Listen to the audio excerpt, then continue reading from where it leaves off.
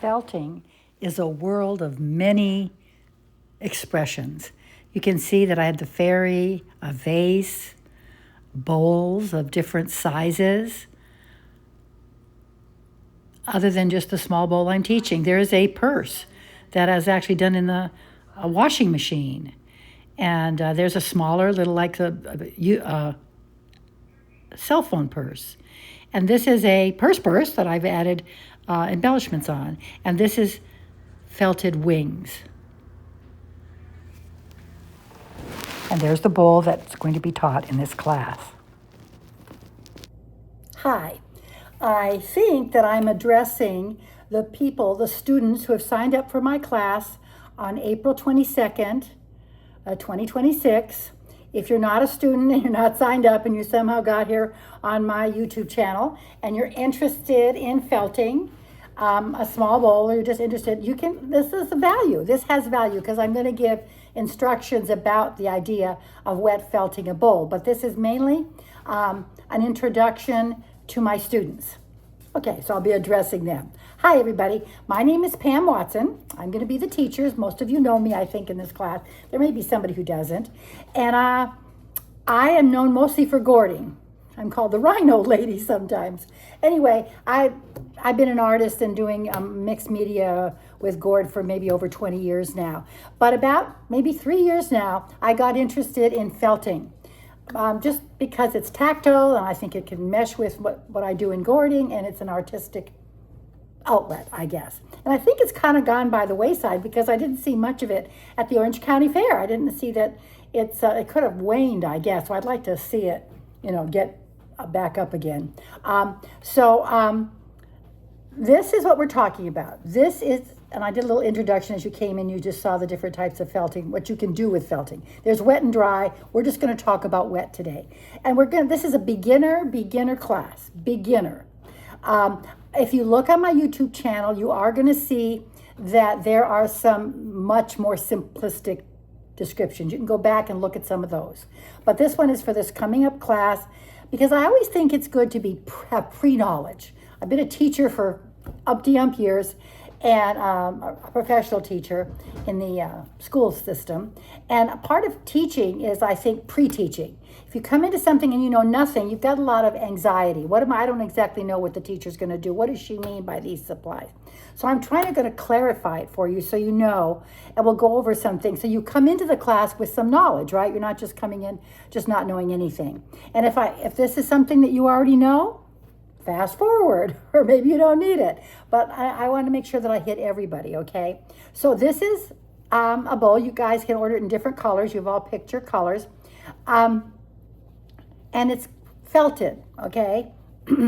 And what you're doing, just so you get the perspective on it, you're actually working on it this way. A disc, a flat disc, without the hole, okay? So you're working on it flat. And I'm just popping it up now, you get the perspective on it, but you're actually working on it in a flat manner.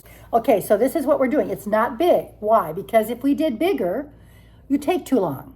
As it is, the class is going to take a while, because it does. It's fun because you're working with water, like you're in kindergarten again, right? What you need to bring with you, I'm not doing these in order. I'm kind of going it as you go through the process, and I'll tell you what I'm supplying. Now, I say just a bath towel. Now, I want to caution you in my class, we don't have a lot of room. You're going to have like just those long tables when you have the gourd meetings, those long tables. You're going to be on one side of them facing me. So you only have a certain little spot in front of you. So please don't bring the kitchen sink with you. I know artists like to bring everything. If it's not on this table and I'm not talking about it today, please don't bring it. It's just one more extra thing, whatever, or keep it under the table because we need this free because it's going to get wet. But you start with a towel. And what we're going to do is we're going to lay it out in front of us. Now, because we're only doing a small bowl, you don't have to lay the whole thing out, but I want it to dip down into your lap. So make sure that when you do it, it comes down into your lap, kind of like a little apron, because that's going to absorb some of the water. It's going to keep you dry. That's how I sort of did it. Now, You guys can look on YouTube and you're going to see all kinds of ways that teachers teach how to wet felt a bowl, or just wet felting in general. I've looked at hundreds, literally, and I took what I thought worked best as a teacher. I took it apart. So I may be suggesting things or saying I don't use things that are different than what you've seen in other videos. Do mine first. If you're in my class, I'm going to ask you to go with me here, and then you can branch out and do what you want. Always, that's what I want artists to do. Go out, try different things. But I'm just going to start you with my suggestions, and in my class, we're going to kind of like, I'm the teacher, do it my way, right? But I'm not telling you that that's the only way. This is virtually foolproof. You really can't mess it up. I swear you can't, because you could redo it and redo it even after you leave my class, okay? So it's not like, you have to worry about that. You don't. Just have fun, okay? So you've started with this towel that you're gonna bring. I also want you to bring a tea towel like this, maybe a little tea towel and a little hand towel. Because you've got to work with dry. You're gonna be going from wet to dry. When you touch wool, you can't have wet hands. When you're working with the wet, of course it's wet, but sometimes you're gonna add some dry to it. So we have to sometimes have something to keep our hands dry. So bring that, maybe a little teeny towel and like maybe a little kitchen towel or whatever it is, and have that available, but just a small, not a big one, because remember, you don't have a lot of room. And then you're going to bring, and that you have to bring. I don't supply that, okay? Now, you have to bring a container for water, the soapy water we're going to use. Please don't bring this great big huge bucket. We're only doing a small bowl. Find a container that will hold 4 cups of water, and in this one, the 4 cups of water goes right here. So probably when I'm done, I have about a rim of 2 inches still to the top. Because of course we don't want the water to come right to the top. But a good 4 cups. So find a nice container that'll hold the 4 cups with just a little rim so the water, you can carry it back and forth without splashing everywhere, okay? Then you need either a sponge, and I didn't bring one here because you all know what a sponge is. It can be anything, a new one. Please don't bring an old icky one. But a sponge, nice squishy sponge that you can put in the soapy water and you can squeeze it. That's going to be perfectly okay. You can get a spray bottle, but sizing. You don't need that great big huge one that you use around the house. If you can get a smaller one, it can even be a little smaller than this. This is okay because you're just going to fill it with water and soap and then you can spray. So that is what a spray bottle. But this is as big as you want to go. This is a 16 fluid ouncer, but you could even go smaller and you just don't want a great big huge one. You really don't. You don't have enough room and it's really overkill. So that's something, your spray bottle is what you're going to bring, okay? I am going to be supplying your soap, okay? So don't you worry about that. I'm going to be supplying a bar of soap. It's going to be, like the motel room sizes that you have like that. This is bigger, but I just cut this up. But I'm going to be supplying little bars of soap for you. So don't you worry about the soap. You don't have to bring it. But if you're going to be using a spray bottle, you need liquid soap, right? And so, and if you're at home, what are you going to use? What should you bring? Well, you can use Dawn. I'm not saying you can't. I just prefer to use hand washing soap. You can get them at Marshall's or places like that. I like just not the foaming, like, the hand soap that you get for the bathroom. That's fine as long as it's not foaming. So any of those, if you've got a little bottle of that, bring that with you. Then you can do it to your spray bottle. I'm not going to be bringing liquid soap with me unless I change my mind. Maybe I'll grab a bottle for those people who forget. But if you have, it's hand soap. And if you're doing this at home, that's what you need. Yes, you can use your dish soap at your sink. I'm not saying you can't. I'm saying it has a degreaser effect to it, which I don't care for. Doesn't change the outcome, I don't think. I just don't care for that. I like just a regular hand soap. Also, don't forget it's going to be being on your hands. And I think the Dawn is a little harsher on your hands. If you use a hand soap, it's a little softer on your hands. So you're more protecting us, right? So that's the thing that you should bring. But don't bring a huge bottle, please. Put it in a smaller, because you don't need that much, and you're going to be getting a bar of soap from me, remember? And that's what's really going to give you your soap. So just bring something small, please, I beg you. Okay. Remember, you've got the spray bottle. You can have a little sponge. But if you want to, and you want to think but I don't want you to buy this if you don't know if you're ever going to do this again, right? So those of you who think you might, this is called a ball brause, Brause, about $11 or $12 on Amazon, I think. You don't want to buy it through the felting stores because they want $18 or something like that. What it was is it was when people would do it for watering plants. They would use it for that. And what it does is you push it in the water, you suck up the water, and then you spray it on what you're going to do. And it does a very nice spray. But don't forget, you have this. So you don't have to buy this. But if you just want to have fun and you want to try new equipment like I do, and that $11 isn't a big deal for you, buy it. It's just fun to use. And I'm going to be using it when I'm teaching, but I'm going to have a spray bottle too, so don't worry about that. So this is something that you can or cannot, you decide, but certainly a spray bottle. You have to have something like that, okay? So now you've got this, which we're going to fill with some warm water, not icy cold water during the class. And if it's going to cool off, that doesn't matter. Just not freezing cold water. I don't want to shock our wool. What the next thing we use is bubble wrap. I'm supplying the bubble wrap, so don't you worry about it. Yours isn't going to be pink, sorry. But I just wanted it so that it showed up. Now, bubble wrap, by the way, when you get things from Amazon and there's bubble wrap, you could kind of save it. It has a flat side and it has a bubbly side. And I use the bubble side and the flat side kind of back and forth, depending on what I'm doing, what project I'm doing. If I'm doing a very small, delicate, thin winged project, I don't use the bubble to aggress it. But I will be giving you my advice about that, okay? So bubble wrap. And I'm going to give you 2 sheets of it. One's going to go on the bottom and one's going to go on the top of your project, okay? So that's one of the things we're going to be doing. We're laying this out. We're going to lay it bubble side up. Now I have a big sheet that I'm just going to fold over, but you're going to have 2 sheets. In order to get this, you have to be able to have a hole in the bowl. You have to have an inside that does, if you just felted this like this, it would all felt together, you just have a disc. But we want to have a nice hole inside. Well, how do you do that? Well, you're going to learn some terminology now. That is a resist.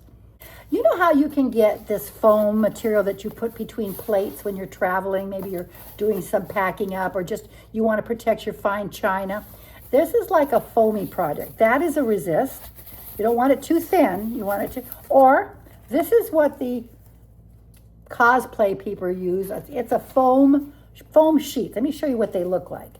You can order them you can get them online, but you can also find some of this stuff in packaging from Amazon.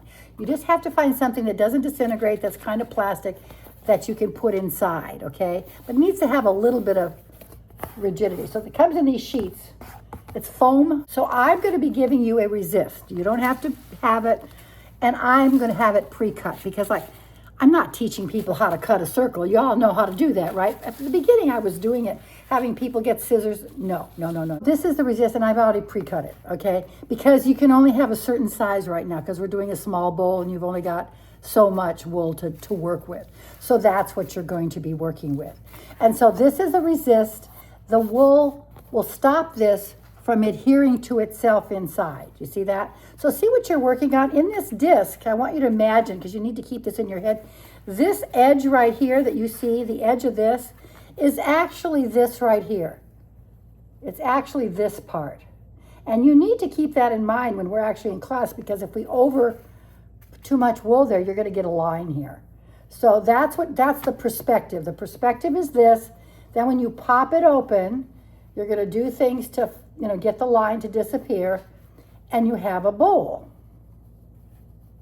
like that. I've kept that one with more of an edge because that's the way I like my bowl to look, but it can be like a totally rounded bowl. This is going to lay down flat because we're going to put wool on the top and the bottom, right?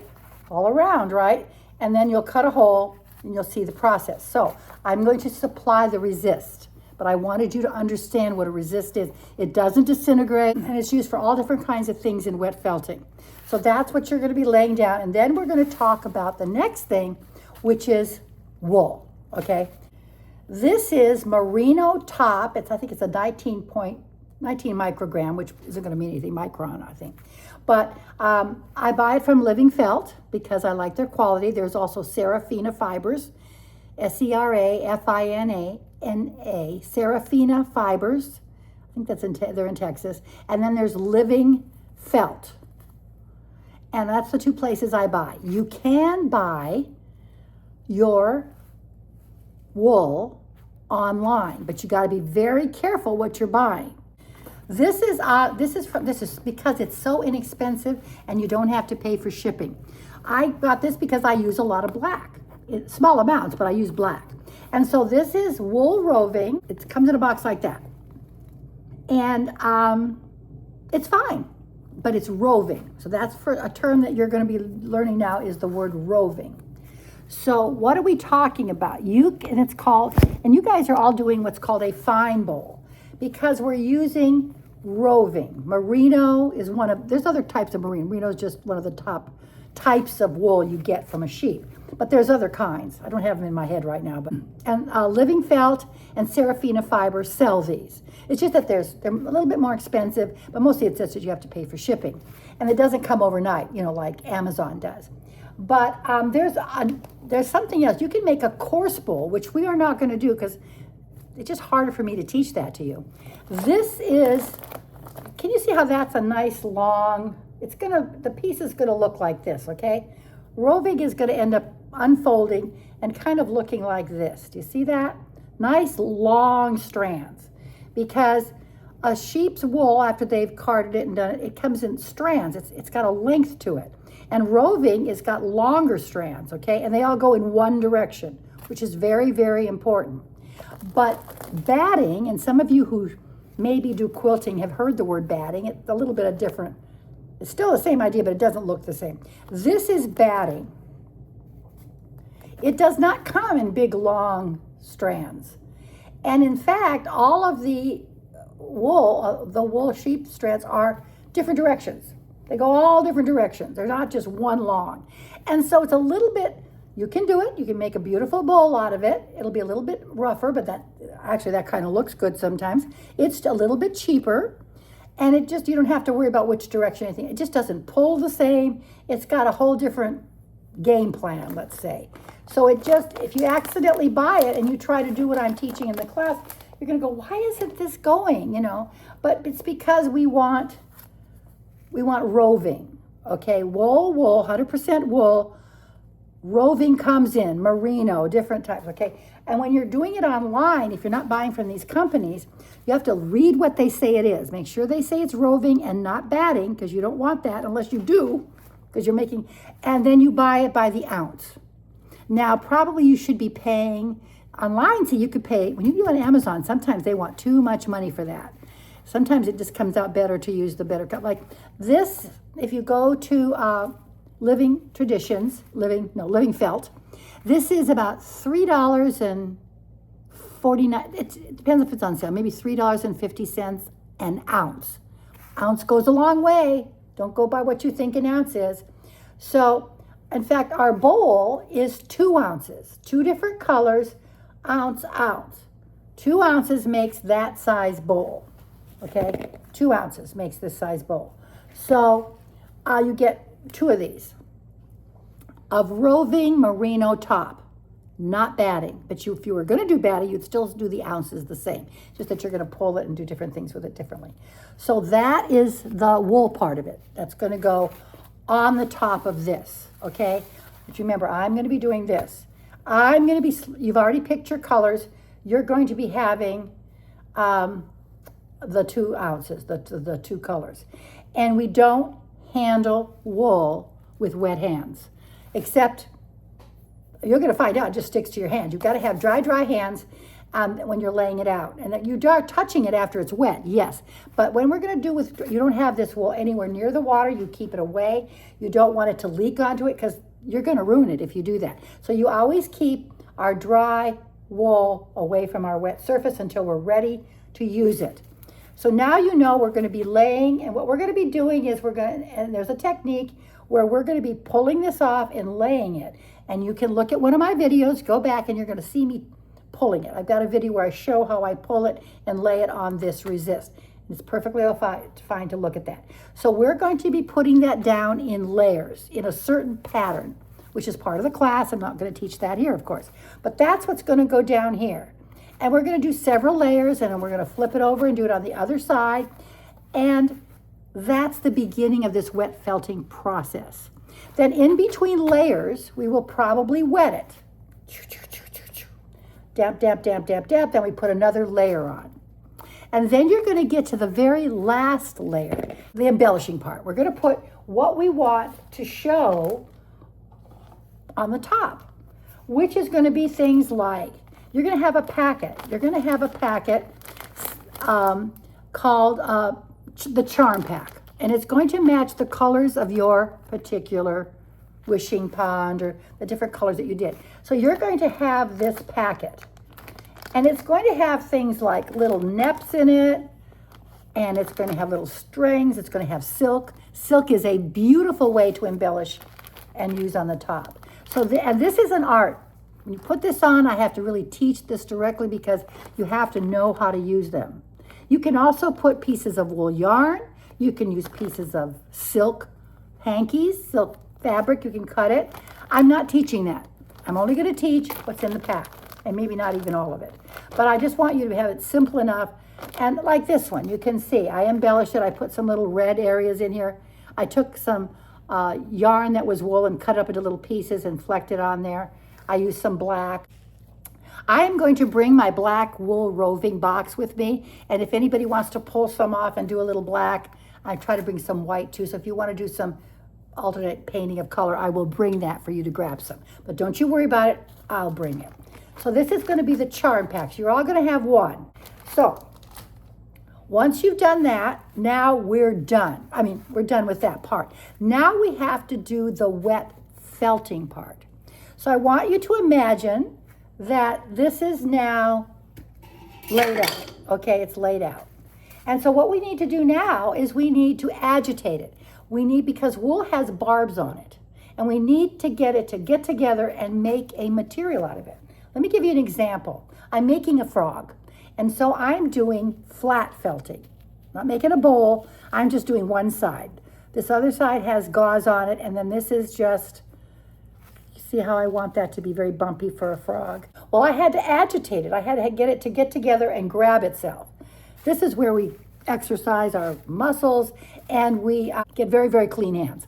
So you're going to have your bubble wrap down. You're going to have your resist, and it's going to be covered at this point in wool, okay? And then we're going to wrap it up. So it's going to have a top and a bottom like this. When you're done, you'll have it folded over. You'll have a piece on the top and a piece on the bottom, and your resist will be in the middle, okay? So it'll be something like this. See? So then what you're going to be doing is you're going to be using either, and I haven't decided yet, so I'm supplying it. I don't want you to worry about it. We're either going to use a bamboo mat or we're going to use a pool noodle. I haven't quite decided what we're going to do yet. For the demonstration, I'm going to use this bamboo mat. So what I do is I have it here, and then I roll it into a really tight ball. I put it on the very edge of my resist, and then I begin to roll it up. And you're going to kind of brush it because the top always rolls further than the bottom. So it's going to move forward. That's okay. You just want to not, and you want this very, very tight. So you're going to be rolling up this very, very, very tight. And there you go. Now you've got your little bundle, okay? And then I don't always do this, but I'm going to be giving you this. So I'm going to be giving you 2 ties. So what you do is you tie each end. So you'll tie this end like this. And the reason you're doing that is to keep your little burrito, I'm going to call it a burrito.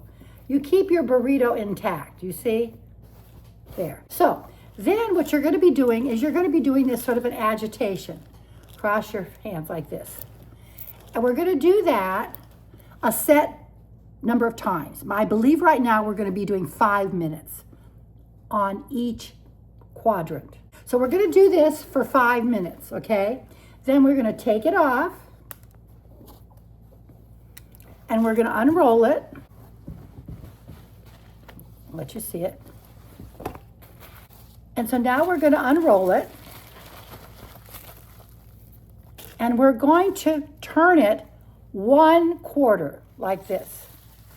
Because roving, as I told you, has a direction. So whatever direction you're rolling is where it shortens.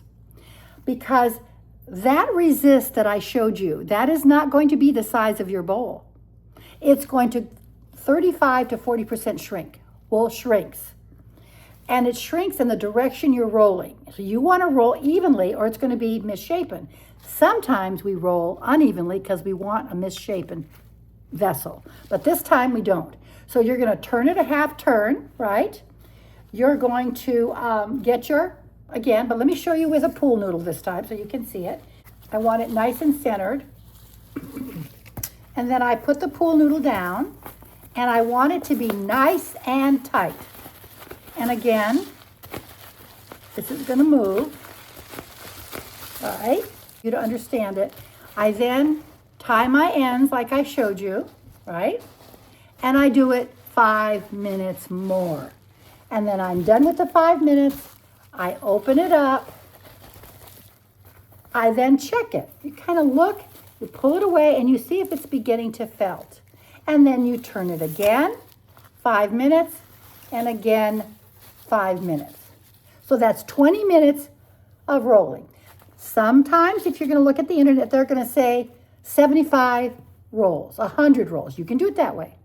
If you don't want to do the minutes, I lose track. So I just as soon tell my timer to time. I have an Alexa and she just times it for me. So I just do it and do it and do it so that I know I'm doing it the length of time. And by the time on this bowl that we've done 5 minutes on each side, we should be back to here where I was, right? And I can then look at it and say, well, okay, it's beginning to felt. And then you're going to turn it over. You have to turn it over and do it again for 5 minutes because we have done both sides, right? So we have to roll it so it's 40 minutes, right? Because we're going to do 5, 5, 5, turn it over 5, 5, 5. Because we have to do the whole bowl. Now let's say we've done that. We've now done that, and it looks like it's doing its little felty thing, right? So now what we have to do is we have to take this resist out of the center inside. How are you going to accomplish that? Because it's going to look like this, right?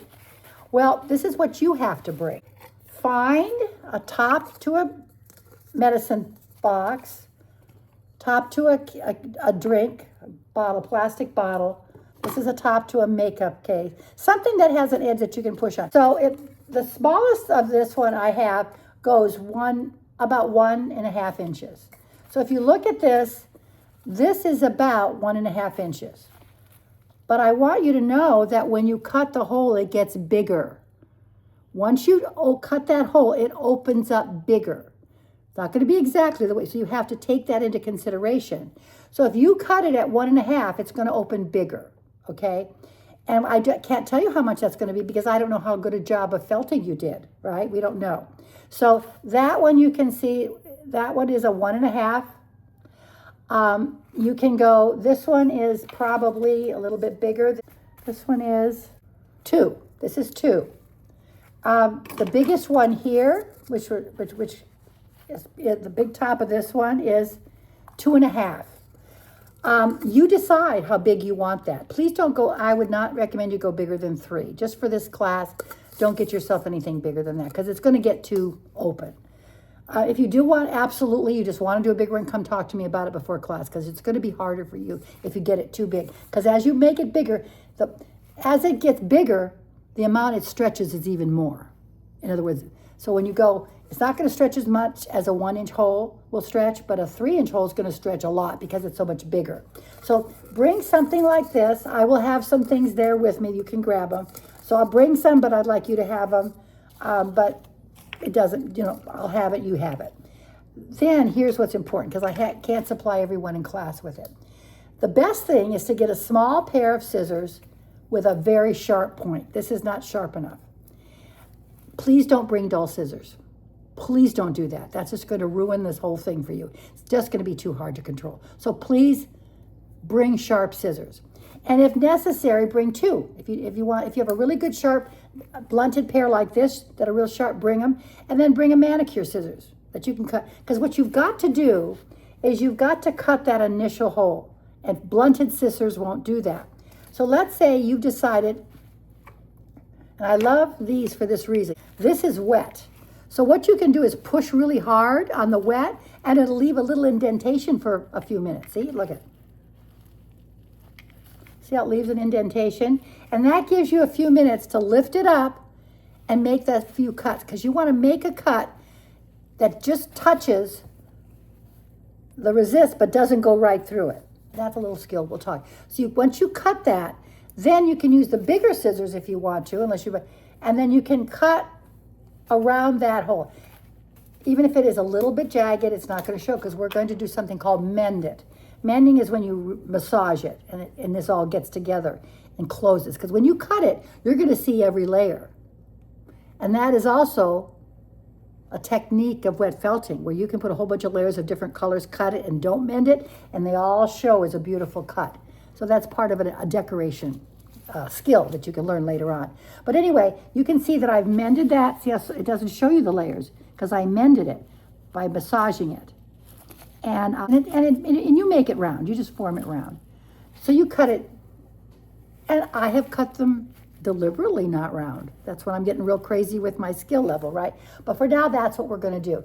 Then what you're going to do is you're going to reach out and you're going to pull this out. And that's why this has to be flexible. Flexible, flexible. This one is even easier than that one. These little foamy things. And I have some. I'll bring some with me. And you can try. And then that can go in there and that will come out. But it has to be able to come out. We're not done. You still have to work with it. You still have to, So I'm going to teach you some things. We're going to do like this, and we're going to roll it like this, and we're going to play with it. And then at some point, I'm going to tell you, we're going to do what's called fulling, okay? And that process has to do with a balloon and a clip. You're going to do this process of you're going to take a balloon. I'm going to supply the balloons. I don't want you to worry about it. You're going to stick it in here. You're going to blow it up. And then I'm going to be giving you some clips, because if you tie the balloon off, you're done with it. You can't go, and you're going to have to go up and down, up and down. So instead, I'm going to show you how to clip it, okay? So you're going to blow it up. You're going to put a clip around it. And then you're going to begin to rub and rub with soap. You might even, and one of the things I said, if you want to bring like a nice wooden handled spoon with you, because you're going to hit it. So you can bring that with you. You can even just bring a ruler. That'll work too. Just something to whack it with. And we're going to do it with the balloon on, okay? So then we're going to do some of this process of fulling with our hands and with the balloon in it, okay? And then we're going to watch and see how the felting process is. Then to end the whole process, does end, when we think we've got it where we want it, we're going to put it, rinse it out. If you're home, you do hot water, cold water, but in the class, it may be lukewarm water. It doesn't matter. We want to get the soap out of it. One way to really get the soap out of it is to put vinegar on it. And I will bring some vinegar with me. You just put a little bit in a cup. Now, some places will say soak it for 20 minutes. I don't think you need to do that. pH is pH. You just want to put this back to its original pH that it was when you originally got started. Anyway, so you'll put it in some, vinegar water, not straight vinegar, and then you're going to rinse it, and then it's going to be damp. Then you're going to squeeze out as much of the water as you can. You're going to put the balloon back in it. See, that's where I want to go. And we're going to dry it with the balloon in it so that you can begin to shape it, the shape that you want. And then that's the part where you take it home and you let it dry, and you're done. There's other things you can do with these, and I will talk about it in class. You can put a glaze over it of Elmer's glue 50/50 if you don't want it as fuzzy. There's all kinds of different things we can talk about, but that is your process of what you're going to have in class. Quick synopsis, right?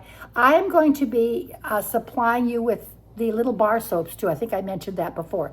But please go through this again if you need to look at it. So don't bring more than what I've talked about. You don't bring balloons, you don't bring clips, but you want to do some, like maybe just a whacking tool, right? And also the thing I didn't mention is if you have a one, a chopstick. Sometimes if your hands are a little bit damp and you want to get the wool to stay down, you sometimes have to kind of, push it down. Using a stick, it'll go better. And also you use your scissors to sometimes put little, like you see here, I just cut the little flakes on there. So I use a scissor to do that. That's the final embellishing part. So this is going to be the class. Now you have an idea, right? You have an idea of what you're going to have in the class, what you're going to deal with, and what to bring and what not to bring, okay? Try to hold yourself in there, okay? And if you have any questions, I think I've reached out to all of you by email. You have my phone number. You can text me, call me, whatever that, you may have some angst about whatever we're going to be doing. I will certainly be glad to answer those questions. You can also look through my other videos. Some of them are a little outdated. I've changed a little bit of my technique. Now I'm going to ask you a favor. Some of you just are not YouTube people. I know you're not. I promise you, if you do this, it doesn't cost you a dime. It just helps my algorithm put my YouTube channel up where it gets up on more easily. And that is, if you look on your little screen now, you're going to see a thumbs up or a thumbs down. Please, can you just hit the thumbs up? Nobody's going to charge you for this. This is not monetized. I don't get a dime. This is just so that it gets the algorithm. That's just the way YouTube works. Can you please give me a thumbs up? And if you do have any comments, comment in the comment section, because that does help too. And I look at all of them. But for sure, because I can get 176 200 views on something, and I'll only get 5 thumbs up. I'm hoping that all those people didn't hate it. I think they just didn't do it or forgot to. I would just appreciate if you take a moment to do that, just so my algorithm is better for popping up and people to see it, because other people than just us learn from it. You'll also notice that my YouTube channel is not just for art, it's also about disabilities, because I sometimes use a wheelchair. I am disabled, and so I do have some things for the disabled community. And if you have anybody that's looking to do that, they might want to look at some of those. You can help them, especially the medical bag that you can take on an airplane or flying with a disability. Anyway, I have all kinds of things on this YouTube channel. But go back, you can look at some of the things I've covered. I do have a beautiful video on doing this large, a nice big one. Thank you. I can't wait to see you guys in my class. Those of you who are just watching it, I hope you enjoyed it. And I'll see you guys on April the 22nd. Bye.